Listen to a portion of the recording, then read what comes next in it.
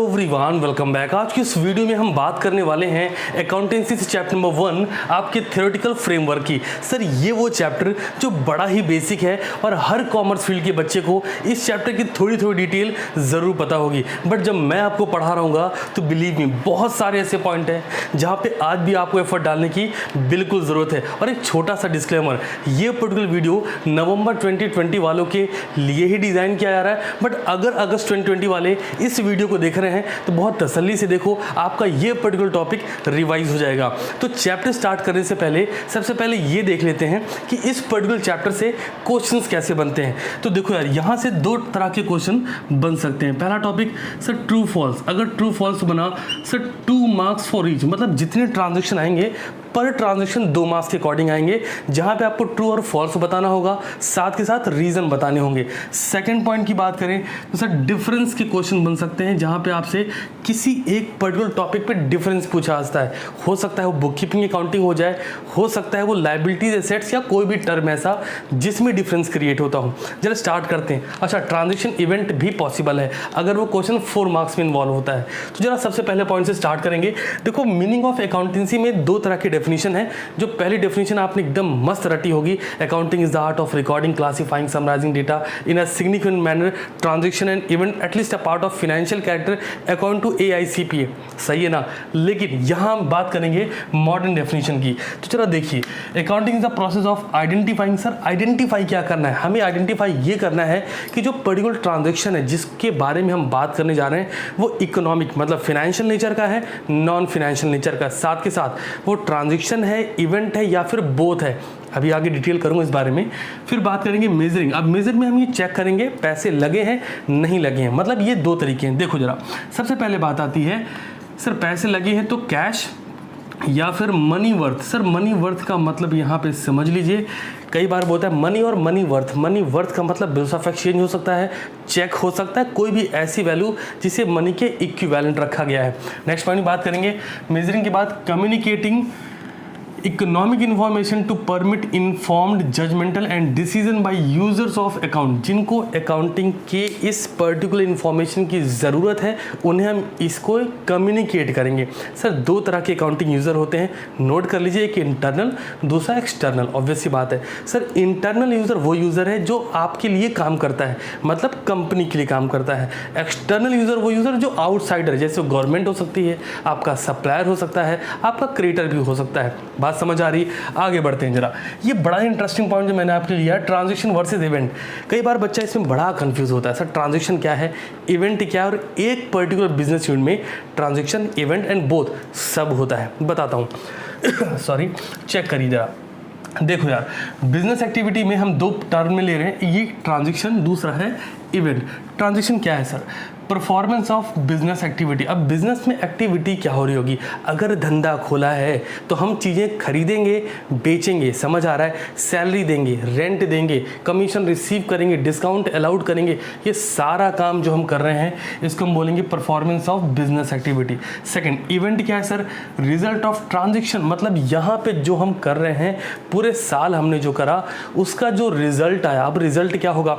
हम पूरे बिजनेस को जब चेक करेंगे, इन्वॉल्व करेंगे बिजनेस में, सारे ट्रांजैक्शन को eight the end of the accounting year हमें 2 ही बातें पता लगेंगी, या तो हमारे बिजनेस में प्रॉफिट हुआ होगा या फिर हमारे बिजनेस में लॉस हुआ होगा। नेक्स्ट पॉइंट की बात करेंगे, ट्रांजैक्शन में ह्यूमन एफर्ट्स इज इन्वॉल्व। यार आपको परचेज करना है, सेल करना है, रेंट पे करना है, सैलरी पे करनी है, कमीशन रिसीव करना है, डिस्काउंट रिसीव करना है, डिस्काउंट अलाउड करना है, कुछ भी ऐसा काम करना है तो लोगों का एफर्ट उसमें लगेगा। लेकिन इवेंट्स की अगर बात करें, नॉट इन्वॉल्व ह्यूमन एफर्ट्स। क्यों सर? जो ट्रांजैक्शन होगा eight the end of the accounting year, उसी के बिहाफ पे हमें रिजल्ट मिल जाएगा, मतलब लोगों का इन्वॉल्वमेंट नहीं चाहिए। एग्जाम्पल सर, ट्रांजैक्शन के लिए परचेज सेल, और एग्जांपल लें इवेंट का profit loss, closing stock. Like closing stock की बात करें तो क्या है सर क्लोजिंग स्टॉक? आज सुबह की क्लास में जब हम इन्वेंट्री पढ़ा रहे थे वहाँ हमने क्लोजिंग स्टॉक को बड़े बेहतर तरीके से डिटेल किया। तो क्लोजिंग स्टॉक भी एक तरह का आपका रिजल्ट है, आउटकम है आपकी परचेज सेल का, जो आप पूरे अकाउंटिंग ईयर में करते हो और एट द एंड पता लगता है ये स्टॉक है जो कि अनसोल्ड है। क्लियर? चलिए आगे बढ़ते हैं। Sir both transaction and event, I hope आपको ये समझ आ गया ट्रांजेक्शन क्या है, इवेंट क्या है। अब बात करेंगे बोथ, दोनों ही टर्म क्या अकाउंटिंग में इन्वॉल्व होते हैं? हाँ इन्वॉल्व होते हैं। कैसे? Purchase of fix assets on the last day of the financial year. अगर आप एक पर्टिकुलर फाइनेंशियल ईयर के बिल्कुल लास्ट डेट पर कोई एसेट्स परचेज करते हो तो वो ट्रांजेक्शन भी है, इवेंट भी है। सर ऐसा कैसे? ट्रांजेक्शन इसलिए है क्योंकि वो आप एसेट्स परचेज कर रहे हो, इवेंट इसलिए है क्योंकि कब हो रहा है? Last date of financial year, last date of accounting year.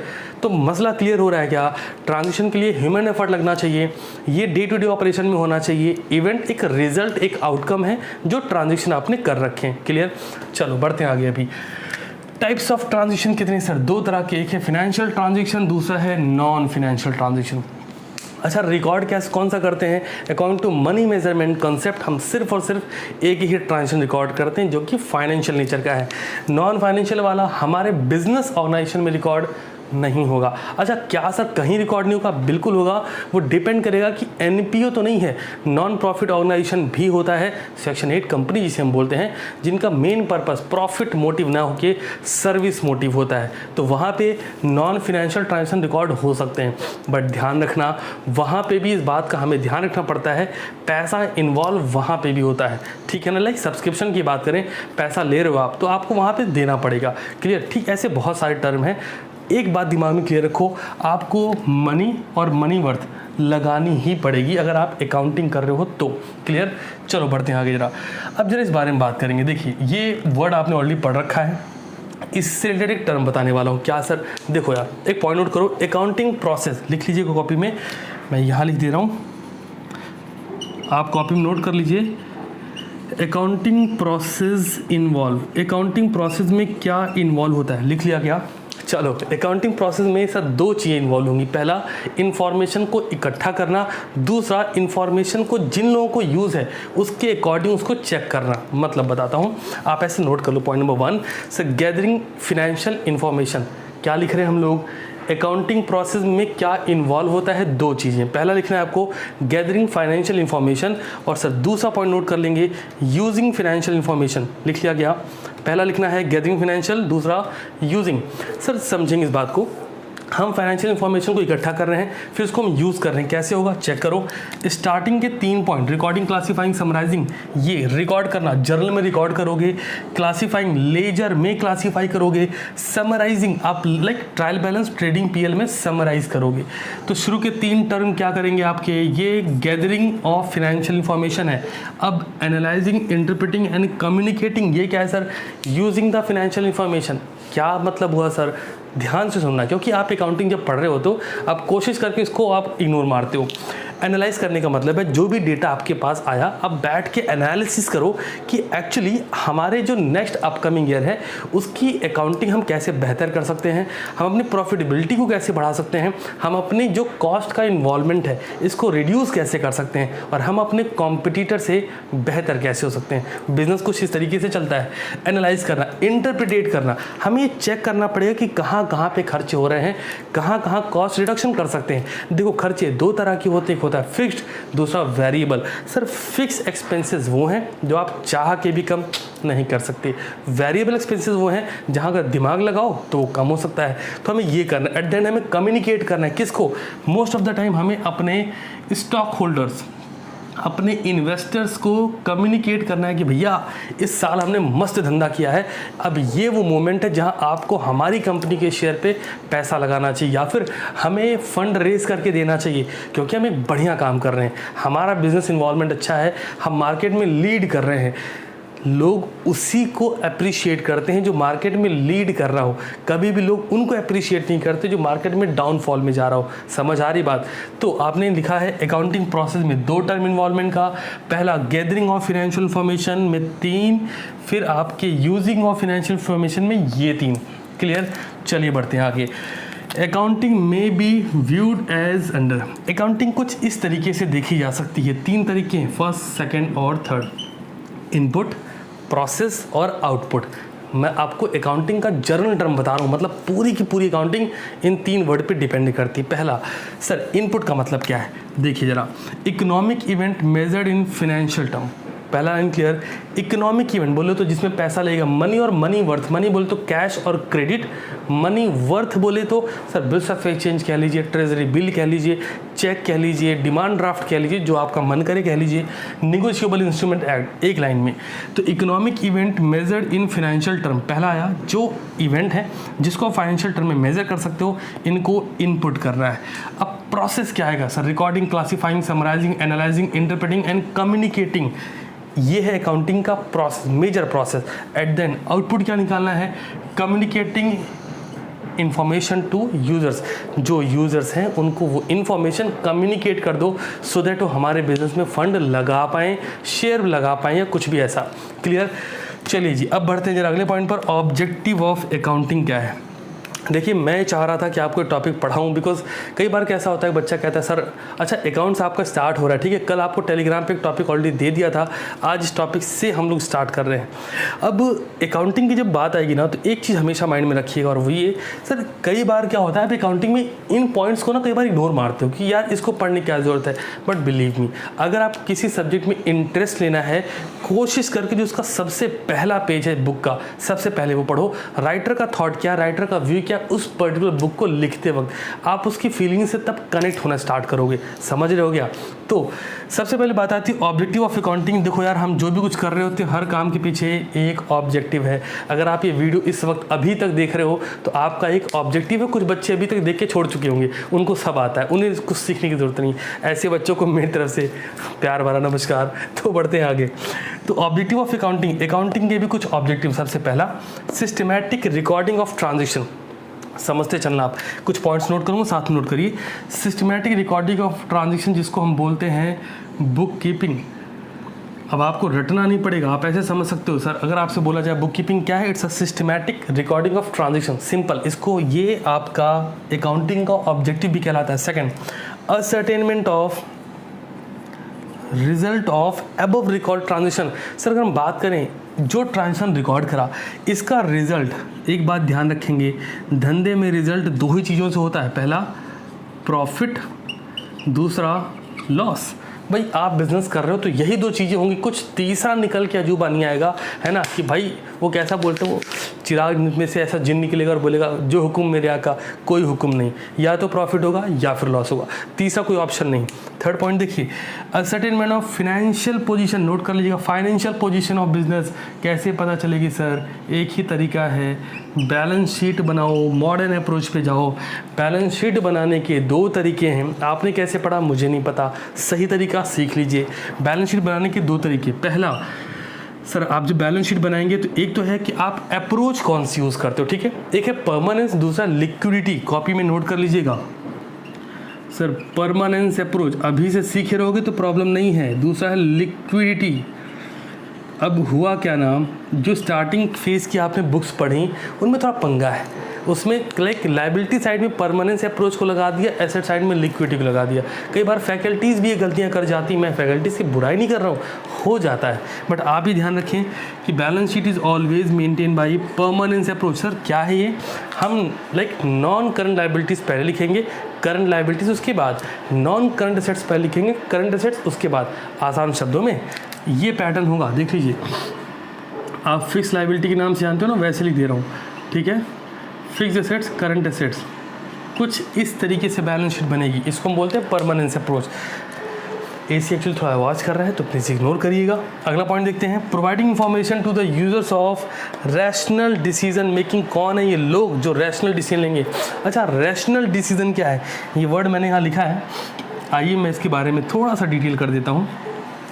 Rational decision को लेकर एक वर्ड यूज़ किया था, ये इकोनॉमिक्स का पार्ट है basically. Consumer is always tends two by more and पे लेस। मतलब आप खुद को देखो, आप खरीदना तो हमेशा ज़्यादा चाहते हो, जब पेमेंट की बात आती है ना, लाला जी आराम आराम से गिन रहे हैं, आराम आराम से पैसे निकालेंगे। तो ये बात करेंगे हम फाइनेंशियल, लिख लीजिएगा, फाइनेंशियल रिजल्ट नोट कर लीजिए कॉपी में। आखिरी पॉइंट की बात करेंगे अभी, to know the solvency position. यार देखो, सॉल्वेंसी पोजीशन का एक ही मतलब है कि क्या आपके बिजनेस में एसेट्स आपकी लाइबिलिटी से ज़्यादा है या नहीं, सो दैट जो आउटसाइडर लाइबिलिटीज़ हैं उनको बिजनेस ईजिली पे ऑफ कर सकता है कि नहीं। सर बिजनेस में दो तरह की लाइबिलिटी होती है, इनसाइडर दूसरी आउटसाइडर। मैं current liability non current liability की बात नहीं कर रहा, मैं इन जनरल टर्म बता रहा हूँ कि बिजनेस में जो मेजर लाइबिलिटी एक इनसाइडर, जैसे capital, interest on capital according to business entity concept, इसको इंटरनल लाइबिलिटी माना गया। मतलब बिजनेस एंटिटी कंसेप्ट क्या बोलता है, बिजनेस ओनर दोनों अलग अलग हैं, entry will be recorded in business not in owners account. ठीक है जी। वैसे आज आपको टेलीग्राम पे एक टॉपिक और देने वाला हूँ। चलिए अगले पॉइंट में बात करेंगे बेसिस ऑफ अकाउंटिंग। सर बड़ा ही कमाल का टॉपिक है। अच्छा एक काम कर लीजिएगा, डिफरेंस आज लिख लीजिएगा। किसमें सर, अकाउंटेंसी में और बुक कीपिंग में लिखिएगा, बहुत ही बेसिक सा होगा। अब जो टॉपिक आपको बताने चल रहा हूँ, इस टॉपिक पे बहुत सारे पंगे हैं। बच्चे को लगता है कि उन्हें आता है बट कन्फ्यूज़न है। देखो बेसिस ऑफ अकाउंटिंग बेसिकली 3 होती है। मतलब बेसिस ऑफ अकाउंटिंग का मतलब है अकाउंटिंग करने का बेस क्या है। इन जनरल हम बोलते हैं कैश बेसिस है। कुछ बच्चों ने क्लास 11 में पढ़ रखा होगा, याद करो, cash basis of accounting and accrual basis of accounting. ध्यान आ रहा है? एक और हमारी तरफ से ऐड कर लो सर, इसको हम बोलते हैं हाइब्रिड बेसिस ऑफ अकाउंटिंग। बोल तो 3 सर, कौन कौन सी? पहला कैश बेसिस ऑफ अकाउंटिंग, दूसरा एक्यूरल बेसिस ऑफ अकाउंटिंग, ठीक है जी, और तीसरा हाइब्रिड। सर हाइब्रिड क्या? It's a combination of cash and accrual basis of accounting. मैं पढ़ दे रहा हूँ आपके लिए। Hybrid basis of accounting, it's a combination of accrual and cash basis of accounting. Under this method income are recorded on cash basis and expenses on record on accrual basis. ध्यान रखना, line लिख लेना। Hybrid accounting में क्या होगा, income को हम base मानेंगे कैश के लेवल पे और एक्सपेंस को हम बेस मानेंगे एक्यूरल लेवल पे। सर ये कैश एक्यूरल क्या है? कैश अकाउंटिंग वो बेस है जहाँ पर हम कैश के ट्रांजेक्शन को ही रिकॉर्ड करते हैं। एक्यूरल अकाउंटिंग वो बेस है जहाँ पर हम कैश और क्रेडिट, उधार, दोनों को नोट करते हैं। ठीक है जी। घर पे थोड़ा कंस्ट्रक्शन का भी काम चल रहा है, तो सर आवाज़ स्टार्ट हो गई। बट फिलहाल आज के लिए आपके लिए इतना ही टॉपिक है और मैंने आपको भी टास्क दिया है, आपको सिर्फ एक काम करना है, बुक कीपिंग अकाउंटिंग में डिफरेंस नोट कर लेने हैं। आई होप आपको चीज़ें समझ आई हैं। अकाउंटेंसी की क्लास स्टार्ट कर दी है, टेंशन कम लीजिए, काम ज़्यादा कर दिए। और हाँ, टेलीग्राम पर आप अवेलेबल हुआ करिए। जब भी कोई टास्क दे रहा हूँ तो सो दैट आपको मिल पाए। जैसे आपको कल सुबह की बात कर रहा हूँ, अकाउंटिंग कंसेप्ट प्रिंसिपल कन्वेंशन की शानदार वीडियो टेलीग्राम पे मिल जाएगी और आपको सारी वीडियो में अपनी प्रेजेंट जरूर लगानी, सो दैट मुझे पता लगे, मैं मॉनिटर कर पाऊँ कि हाँ सारे के सारे बच्चे अवेलेबल हैं। मिलता हूँ बहुत ही नेक्स्ट क्लास में। और हाँ, आपको टेलीग्राम पे स्टडी मैप दिया है जिसमें क्लियरली मेंशन है कि शाम को 6 बजे की क्लास आप ही सारे बच्चों की है जो नवंबर अटेम्प्ट में एलिजिबल हैं। मिलता हूँ बहुत जल्द, तब तक के लिए शानदार रहिए और पढ़ते रहिए।